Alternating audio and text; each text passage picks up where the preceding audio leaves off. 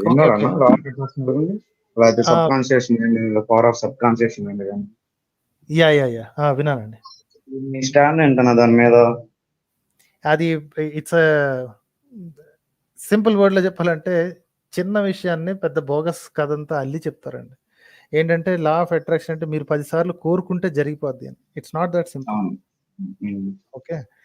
ఆటోమేటిక్‌గా అన్నీ మీకే అట్రాక్ట్ అవుతాయి. సక్సెస్ మీకు అట్రాక్ట్ అవుద్ది. అదే వచ్చేస్తది అని. టోటల్ బోగస్ అండి. ఆ విషయం ఏంటి అంటే, మీ మైండ్ సెట్‌ని గెలుపు కోసం రెడీ చేసుకుంటే, మీరే గెలుపు వైపుకెళ్తారు. గెలుపు మీ దగ్గరికి రాదు.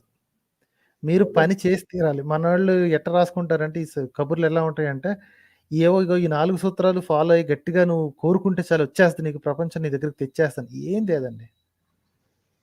ఇది ఓన్లీ మన ఈ వీళ్ళేంటిది మోటివేషనల్ స్పీకర్స్ వాడుకునే కబుర్లనమాట ఇవి. పని చేయాల్సిందంతా అవును. మీరేనండి. వ్యాపారం అవునవును. గాని, లేకపోతే స్కిల్ డెవలప్‌మెంట్ గాని అన్నీ మీరు మీ చేత్తోనే చేయాలి. అది చేసుకోవాలి అంటే మీకొక ప్లాన్ గావాలి. ఒక ప్రణాళిక కావాలి. ఒక ప్రాజెక్ట్ ప్లాన్ గావాలి. అది మీరు రాసుకోవడానికి మీకు ఏ హెల్ప్ అయినా తీసుకోండి. ఇగో ఇవి లా ఆఫ్ అట్రాక్షన్ అనుకోండి, లేకపోతే సీక్రెట్ అనుకోండి, ఇంకేదైనా సరే. ఇంకొన్నేవో విచిత్రమైన వర్డ్ చెప్తారు. మేనిఫెస్టేషన్ అని, ఆ సొల్లు కబుర్లన్నీ చెప్తారు. డూ అవును. Whatever you do. కాకపోతే మీరు మాత్రం మీ సక్సెస్ మీ దగ్గరికి రావాలి అంటే మీరు దాని దగ్గరికెళ్ళాల్సిందే. మీరు కష్టపడి పని చేయాల్సిందే.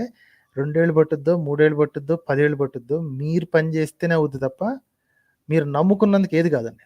నమ్మకానికి అస్సలంటే అసలు విలువ లేదు. ద ఓన్లీ అంటే థింగ్ దీనికి నమ్మకం కంటే మీ ఒకటి మీ ఇంటర్‌లింక్ చేయొచ్చమ్మా? చెప్పండి. ఇప్పుడు వీళ్ళు క్రిస్టియన్స్ గాని, హిందూస్ గాని మొక్కుకుంటారు కదా! ఈ మొక్కు తీరింది మేము మొక్కుకున్నాం దేవుడికని. మళ్ళీ మొక్కు తీర్చుకుంటారు కదా! ఇది ఎట్లా వీళ్ళు గట్టిగా అనుకోవడం వల్ల జరిగేది కాదంటారా? అదే కదా! గట్టిగా అనుకోవడం వల్ల కాదు. ఇప్పుడు నేను పాస్ అవ్వాలని నేను కూర్చుంటాను. నేను చదవకుండా పాస్ అవుతానా? ఎగ్జామ్ రాయకుండా పాస్ అవుతానా? మరి నేను చదువుకోవాల్సింది నేనే, అర్థం చేసుకోవాల్సింది నేనే, బుర్రలో గుర్తుపెట్టుకోవాల్సింది నేనే, ఎగ్జామ్ హాల్‌కి ఎళ్ళాల్సింది నేనే, రాయాల్సింది నేనే, వచ్చాక రిజల్ట్స్ చూసుకోవాల్సింది నేనే. ఇక దేవుడేం చేసాడండి? ఆ!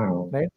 సో, నా నమ్మకం ఎంతవరకు అంటే నేను కష్టపడి చదవటానికి ఉపయోగపడేలాగే ఉండాలి. అంతేగాని నీ బాధ్యతంతా తీసుకెళ్ళి దేవుడి మీద పడేసేసి నువ్వు మనం గాలికి తిరగడం కాదు. రైట్. కాకపోతే అవును. జనాలకి ఎక్స్‌ప్లెయిన్ చేయటం రాక, "ఏయ్! నువ్వు ఏం చేసినా సరే నువ్వు మాత్రం ఇన్ని సార్లు శ్రీరామ్ కోటో లేకపోతే వెంకటేశాయ నమః ఏదో ఒకటి రాయి నువ్వు. లేదా ఇదిగో ఇది తీసుకెళ్ళి ఎళ్లి మొక్కుకో, దేవుడికి మొక్కుకో. పాస్ అయితే వచ్చి కొబ్బరికాయ కొడతాననో, గుండు చేయించుకుంటానో" అని చదవాల్సిన పనులు మానేసేసి ఇయన్నీ చేస్తే ఏమొస్తది? చదివేసిన తర్వాత ఇయన్నీ చేశారనుకోండి, ఇట్స్ ఓకే. ఆ! సరే ఎవడి కర్మకు ఎవడు బాధ్యుడు. వాడి టైంలో వాడు చేసుకుంటున్నాడు అని. రైట్. సో, చదవకుండా దేవుడి మీద నేను భారం పెట్టాను కాబట్టి నన్ను చేయించాల్సిన బాధ్యత అతనిదే, దేవుడిదే అని అనుకోవడం ఎంత అమాయకత్వం, వెర్రితనమో. ఇలా లా ఆఫ్ అట్రాక్షన్ పుస్తకాలు చదివి నేను గట్టిగా కోరుకుంటే నా దగ్గరకొచ్చేస్తాయి వస్తువులు, విషయాలు, గెలుపులు అని అనుకోవడం అంతే అమాయకత్వం, మూర్ఖత్వం అండి. ఇంకా దీంట్లో సైన్స్‌కి ఏమి ఉండదంటారు లింక్ అయ్యి అట్లా. ఏం లేదు. ఏదైనా సరే మోటివేషన్ స్పీకర్స్ చెప్పేది ఇవన్నీ చేసేది ఓన్లీ మీ మైండ్ సెట్‌ని ఒక స్టేజ్‌కి తీసుకురావడానికి. చేయాల్సిన పని మీదే. ఆ! The work has to be done. మీ మీ చేతులారా మీరు చేయాల్సిందే తప్ప వాళ్ళు నమ్మినందువల్ల బ్రెయిన్‌లో నుంచి ఏ పనులు కావండి. అవును. అది అది ఎగ్జామ్ గానివ్వండి, ఉద్యోగం గానివ్వండి, వ్యాపారం గానివ్వండి ఏదైనా సరే. రైట్. సో, దాన్ని మీరు నిజం అనుకుని లేకపోతే అది చదవగానే అదేదో సూత్రాలు చెప్పుద్ది. ఆ సూత్రాలు ఫాలో అవ్వగానే ఆ సూత్రాలో లేకపోతే ఏదైనా సరే మీ ప్రణాళికను సెట్ చేయడానికి సహాయపడాలంతే. ప్రణాళిక అవును. రాసుకోవాల్సింది కూడా మీరే. అవును. ఓకేనండి? ఓకేనా. ఇది ఒక చిన్నదన్నా. ఈ 'కల్కి'